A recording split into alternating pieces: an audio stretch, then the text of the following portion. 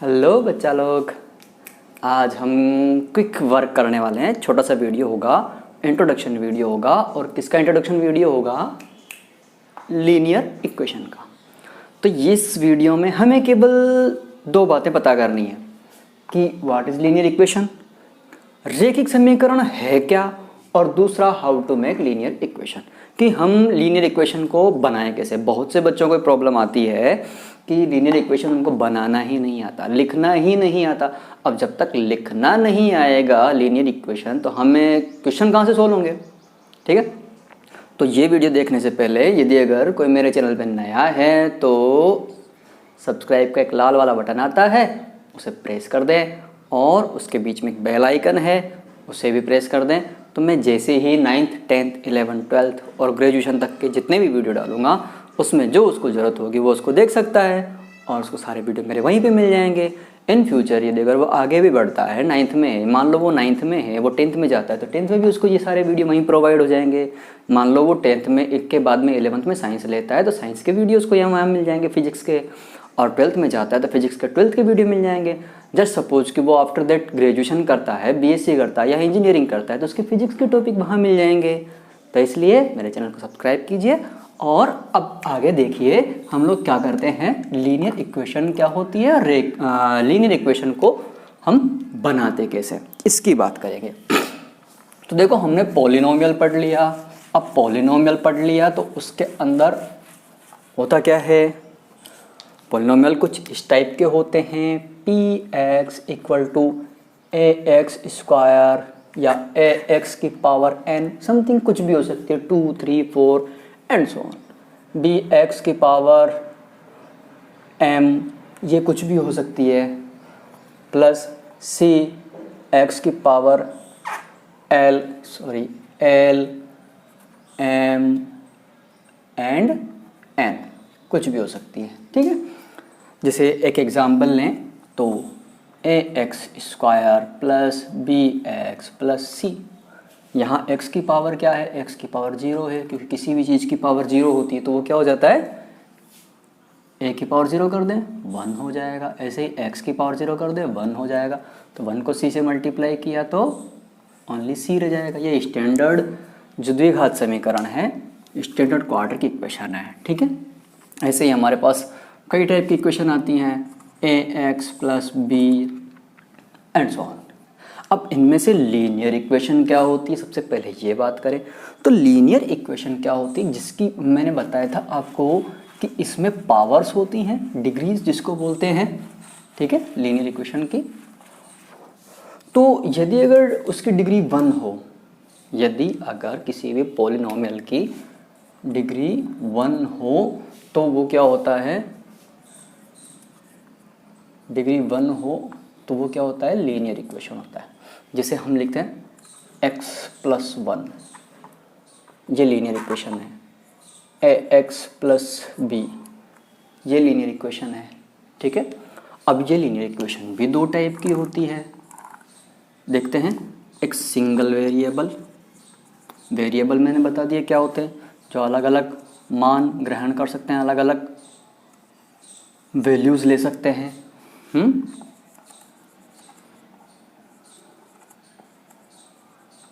ये 9th और 10th standard में सिंगल वेरिएबल है, आपके डबल वेरिएबल है ना।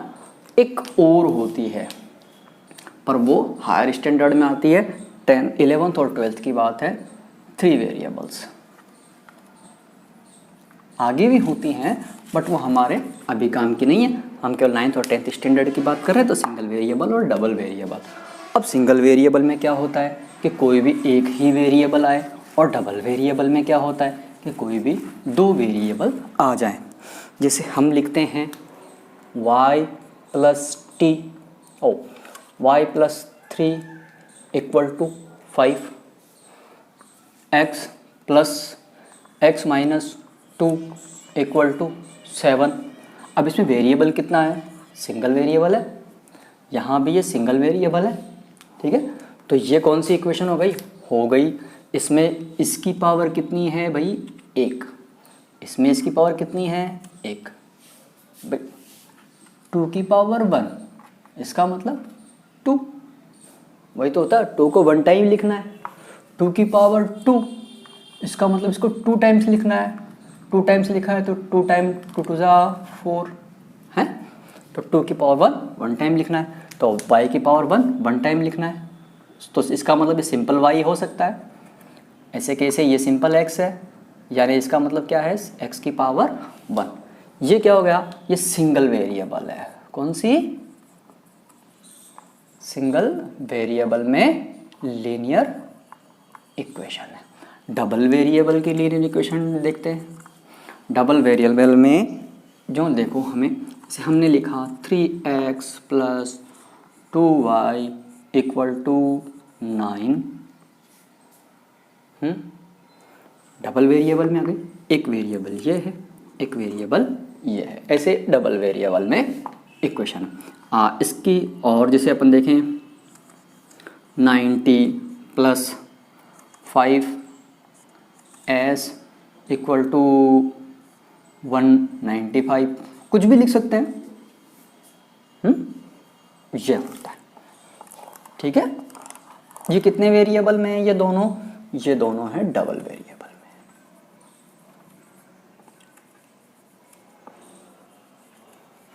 ठीक है, अब इसकी पावर कितनी हुई, इसकी पावर भी 1 है, इसकी पावर भी 1 है, इसकी पावर भी 1 है, इसकी पावर भी 1 है, जिसमें कोई भी पावर नहीं लगती।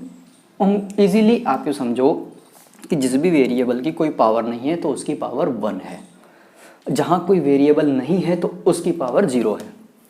जैसे हमने लिखा c, यहाँ कोई वेरिएबल नहीं है, वेरिएबल नहीं है तो हम क्या कर सकते हैं, c × x की पावर 0 लिख सकते हैं, क्योंकि x की पावर 0 = 1 होता है, c × 1 = c होता है।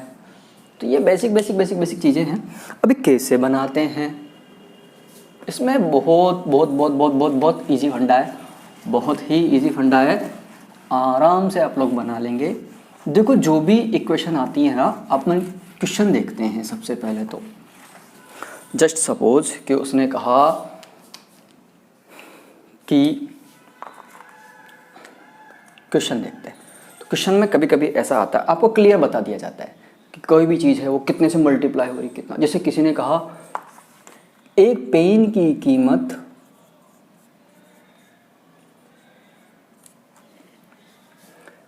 5 रुपये है। अब ठीक है, तो 10 पेन की कितनी हो जाएगी, 50 रुपये।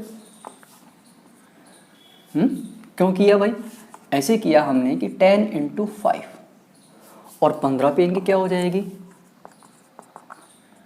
15 × 5। अब देखो चेंज क्या हो रहा है, 1 पेन, 10 पेन्स, 15 पेन्स। तो हम यूँ लिख सकते हैं, पेन क्या है, x वेरिएबल है, क्योंकि पेनों की संख्या लगातार चेंज होती जा रही है, पेन वेरिएबल है, ठीक है। और पेन की प्राइस कितनी है, 5। तो हम ये लिख सकते हैं 5 × x, और फिर हमें पता लग जाए कि प्राइस टोटल प्राइस कितनी हुई। जैसे 5 पेन की प्राइस हुई हमारे पास कितनी, 75। ओके, तो हमने ये लिख दिया। ये इक्वेशन तुम्हारी कैसी हो गई, लीनियर इक्वेशन हो गई, ठीक है। 5x = 75। या हम कह सकते हैं, जैसे हमने रेंट की बात की, तो रेंट हम लोग कहीं जाते हैं तो मिनिमम अपन बस में कहीं लग जाते हैं, तो बस में जाते हैं तो मिनिमम जो रेंट है वो होता है 10 रुपीज़। अभी मिनिमम जो रेंट है वो मिनिमम जो फेयर है, सॉरी, वो कितना है, मिनिमम फेयर 10 रुपीज़ है। आफ्टर दैट पर किलोमीटर मान लो 2 रुपीज़ बढ़ता चला जाता है, कितना, 2 रुपीज़। अब स्टार्टिंग में हमने गाड़ी में बैठे, बस में बैठे, और बैठते ही हमारे 10 रुपीज़ तो लग गए, ठीक है। अब 10 रुपीज़ लग गए, उसके बाद में मान लो हमने ये 10 रुपीज़ किसके लिए है, 10 किलोमीटर्स तक। 1 किलोमीटर चलेंगे तो भी 10 रुपीज़ लगेंगे, 2 किलोमीटर चलेंगे तो भी 10 रुपीज़ लगेंगे, हम 3 किलोमीटर ट्रेवल करेंगे तो भी 10 रुपीज़ लगेंगे, और 10 किलोमीटर ट्रेवल करेंगे तो भी 10 रुपीज़ तो लगने ही है। आफ्टर दैट जस्ट सपोज कि इसके बाद में, या यूँ मान लो कि हमारे बैठते ही हम कहीं गए ही नहीं, हम कहीं पे गए ही नहीं, और उसका किराया हमारे बस में केवल चढ़ने का किराया है 10 रुपये। चढ़ने का रेंट है, चढ़ने का फेयर कितना है, केवल बस में बैठने का फेयर कितना है, 10 रुपीज़। अब हम ट्रेवल करेंगे। अब जैसे मान लो हमने ट्रेवल किया 3 किलोमीटर्स, और पर किलोमीटर कितना है रेंट, तो 10 तो हमारे बैठते ही हो गया फिक्स। उसके बाद में हमने कितने किलोमीटर रनअप लिया, पहले तो फेयर कितना है, कितने किलोमीटर रनअप लिया, 2 किलोमीटर्स, फेयर कितना है 3। जब सपोज हम 2 किलोमीटर का रनअप नहीं लेकर के 5 किलोमीटर का लेते हैं, तो हम क्या लिखेंगे, 10 तो फिक्स है, बैठते ही लग गया, फिर 5 किलोमीटर इंटू 2 पर किलोमीटर रेंट आपका फेयर है, और हम अब 3 की जगह कितने किलोमीटर चल रहे हैं, 5 किलोमीटर चल रहे हैं। अब चेंज क्या हुआ, ये 3 चेंज हुआ, ये 5 चेंज हुआ ना, इसको हम वेरिएबल फॉर्म में लिख लेते हैं। तो 10 तो हमारे पास ऐसा का ऐसा रह गया, प्लस यहाँ 2 जो है फिक्स, वो ऐसा कैसा हमने रख दिया। अब वेरिएबल चेंज क्या हो रहा है, इसको हम फेयर को हम क्या लेते हैं x, और जो भी हमारे पास वैल्यू है, जैसे 250 है या जो भी है हम वहाँ लिख देंगे। ऐसे हम इक्वेशंस बनाते हैं। जैसे हम में कुछ क्वेश्चन देखते हैं हम लोग।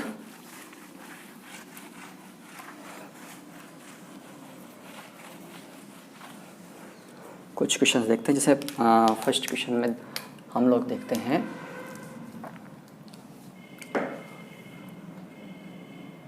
स्टार्टिंग